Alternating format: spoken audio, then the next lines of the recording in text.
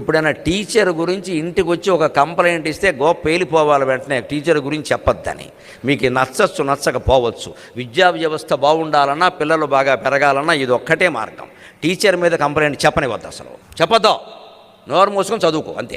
ఎవరో భయంకరంగా కొట్టేసే టీచర్లు ఉంటే వేరే విషయం, అది మనం వెళుతూ సర్లేరా నేను చూస్తానులే అని చెప్పి మనం వెళ్ళి అడగాలి. వీళ్ళని తీసుకుని వెళ్ళి అడగకూడదు, వీళ్ళ ముందు టీచర్ని నిలబెట్టి మాట్లాడకూడదు. వీళ్ళ జరుగుతున్న భయంకరమైన వ్యవస్థ ఎలా ఉందంటే శుభ్రంగా తల్లో తండ్రో వెళ్ళిపోయి అక్కడికి వెళ్ళిపోయి ప్రిన్సిపాల్ని నిలబెట్టడం, టీచర్ని పిలవండి, కొట్టడానికి డబ్బులు కట్టాం.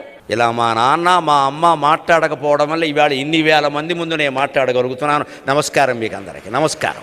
6వ తరగతిలో మా మాస్టర్ ఒక ఆయన నన్ను కొడితే ఇంటికి వెళ్ళి చెబితే ఏ చెంప మీద కొట్టాడని మా నాన్నగారిని అడిగి 2వ చెంప ఆయన బగల కొట్టాడు. ఇంటికి వచ్చి చెబుతున్నావా అని. మళ్ళీ అప్పటి నుంచి ఎప్పటి వరకు ఏం చేసినా ఎవరికి చెప్పుకోలేదు, కొడతారేమో అని.